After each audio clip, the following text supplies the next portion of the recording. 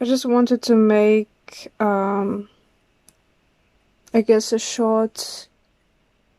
Uh, I just wanted to speak shortly about a topic about shadow work and what it means to be a shadow worker. This is frequently misunderstood, and I will speak from my knowledge. I won't speak about the common notion of what shadow work is. I will speak from my exact knowledge of what shadow work is.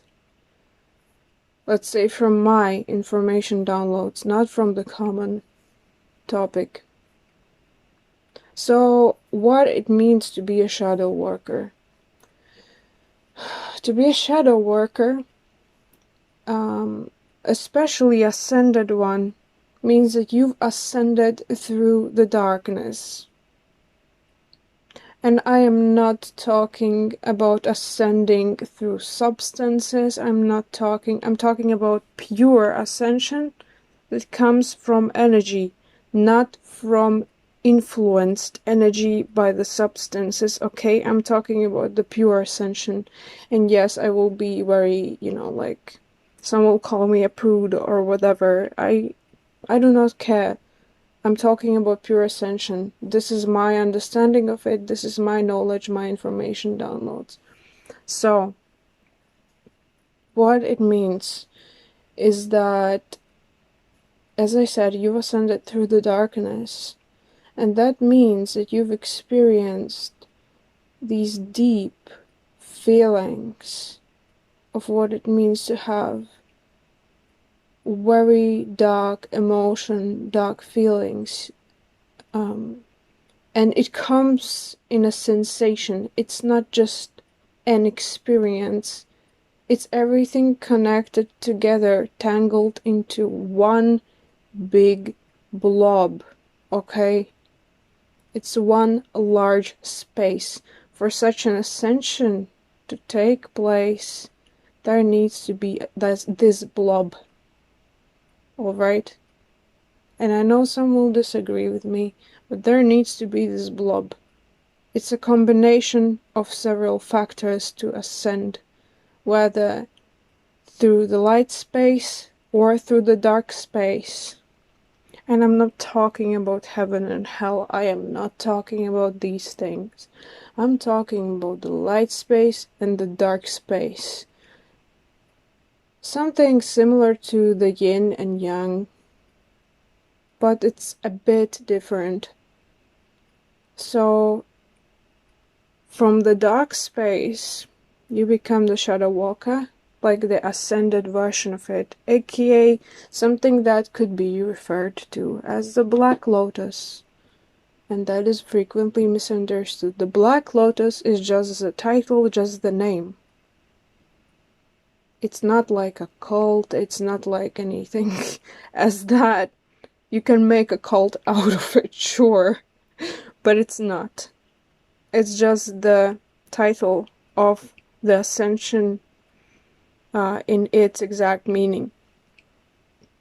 So, when you become this type of a shadow worker, that means that you've been in such a deep connection with that dark space that you feel it to an immense levels. You don't just see the world around you anymore as you used to. You see the darkness in it.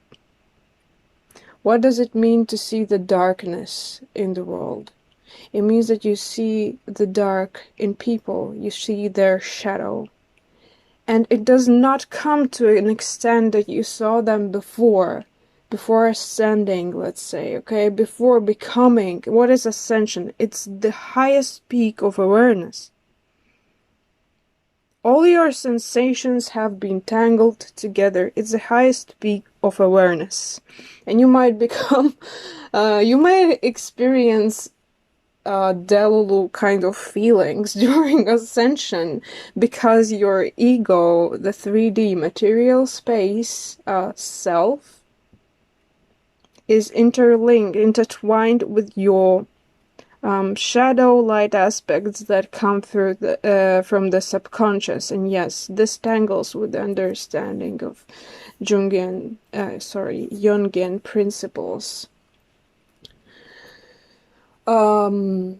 However, this understanding, I just went to the thought of Jungian principles and thought about several things at this moment. But yes, going back to that, when you grasp all these sensations and your ego self, that is your personality, persona, psychology. However, psychology goes into the subconscious space. It goes closer to the soulful aspects that are intertwined, right? It's not like a rigid framework. These are specters. Like, they gradually go, like, from your ego, it gradually goes to your soul because they are intertwined. That flow happens in between them. And when that flow is imbalanced, aka when you experience ascension, you might experience really weird feelings. You might experience really weird thoughts. You might think you're going crazy while you're actually not. It's very different. I'd say it's very different from psychosis. However, others say, I think it's very different. It's very different. It's different in sensations. It's different for the space it comes from, because during the ascension, you can feel it in your body as a sensation. And this similar sensation is a gut feeling. It's related to gut feeling. And I think this is exactly, and you also feel your third eye. Like, you feel the pulsation. You actually experience that sensation. And that's what makes it so much different already, by these two very important things that one should pay attention to, because they are very significant. You cannot miss these things. And so when you get ascension, the ego that I already explained might be imbalanced at that moment with your soul. And soul is the more so metaphysical aspect, not the 3D material, closer to physical sense. Soul is a metaphysical, soul is a spiritual sense of it, right? The physical reality versus the metaphysical reality. And when you ascend, you are at such a peak of metaphysical connection that you might literally think you are going crazy. That's the explanation for it. However, let's continue to the part where I speak about what it means to be a shadow worker. When you ascend through the shadow, you start to not only experience these sensations about the world and how dark it is, you see the surrounding people. So basically, you look at a person and you see the darkness in them. And you might think you are being judgmental, but this is the potential of the darkness that they have within them. And this means, like, being a shadow walker that's ascended means you see these at the highest level. Like, you sense them on a much stronger level, much stronger than regularly you might have sensed them. And when you experience these sensations, it can be very hard to adapt. It can be really hard to actually adapt to this type of being. It is one of the paths, yes, it's one of the paths that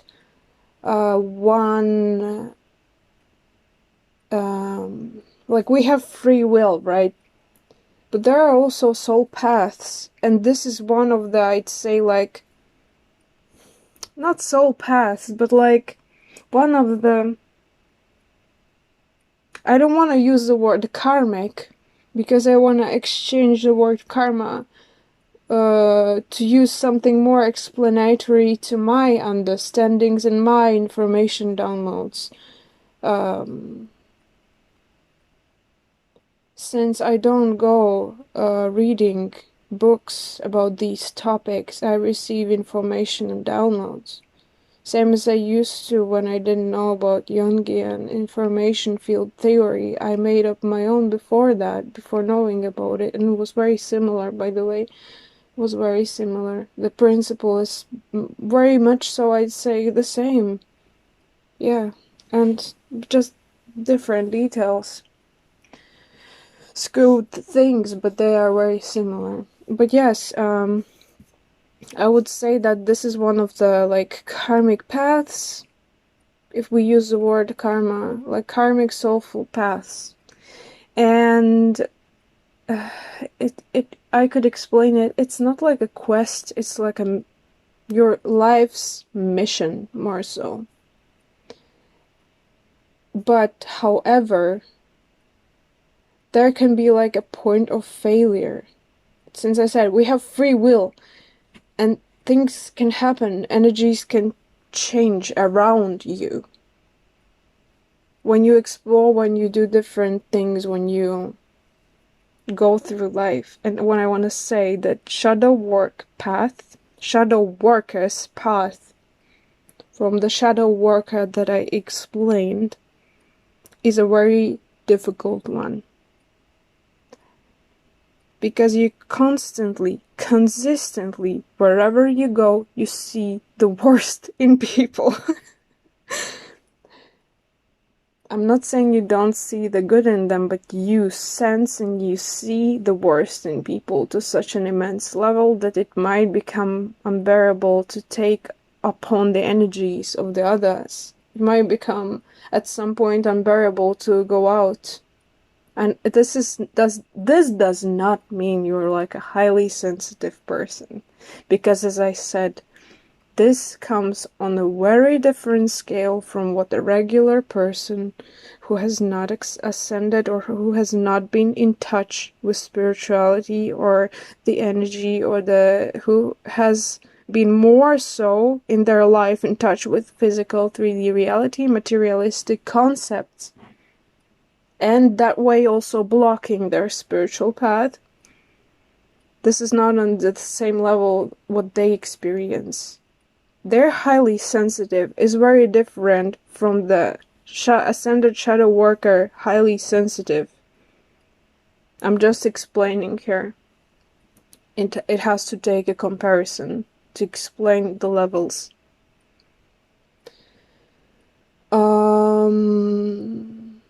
And then also, since it can be so difficult, indeed, Shadowworker's path, as such. And yeah, by the way, I'm not using any scripts here, and Raven just passed my window almost up close. Since Shadowworker's path, sorry, I just got distracted because Raven almost flew into my not into my window, but just passed by it, so it's so close. And there's actually some fumes coming into my window from burning leaves somewhere. That's interesting. Someone might be fuming about this topic. No, many are fuming. I'm sensing there are many people fuming. So somebody who is watching my channel and this message might be a mole that is fuming. Alright, anyways, I hope you will find this information useful and will take away something with it. But yes, to finish up this topic, I want to say that being an ascended shadow worker is a very tough path. And it is only normal. It's also a rare path, I'd say. It's not too common to be a Black Lotus, but it's not a saying to take pride in it, you know? Because it's so tough and so hard that not many can handle this.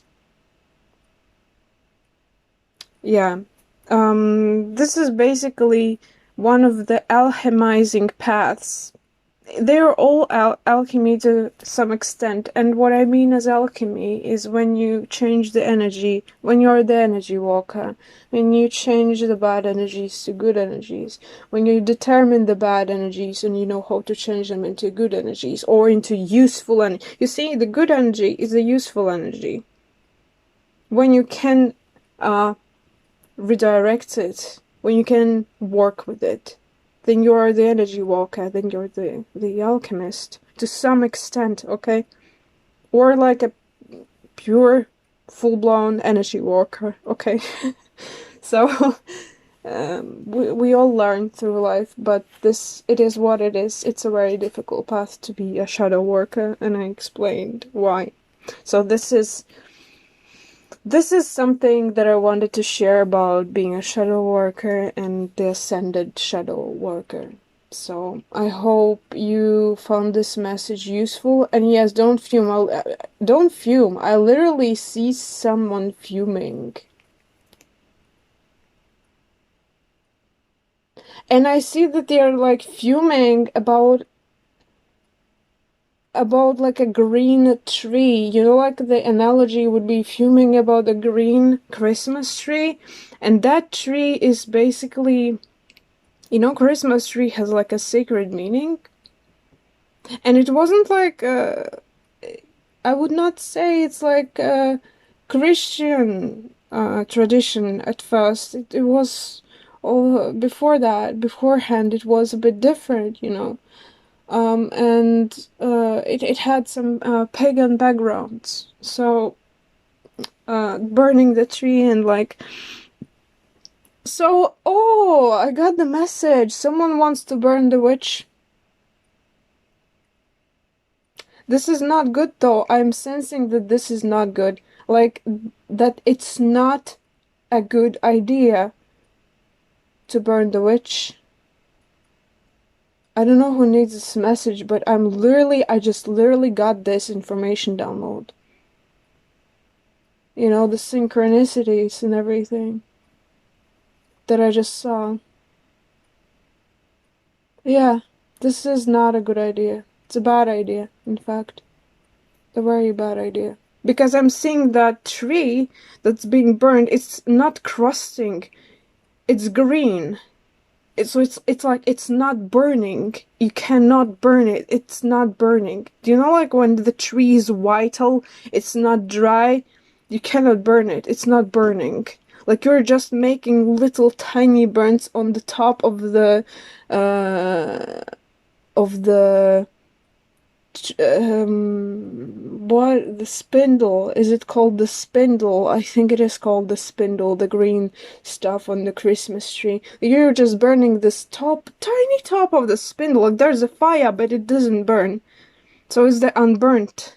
Someone is the unburnt witch that doesn't burn.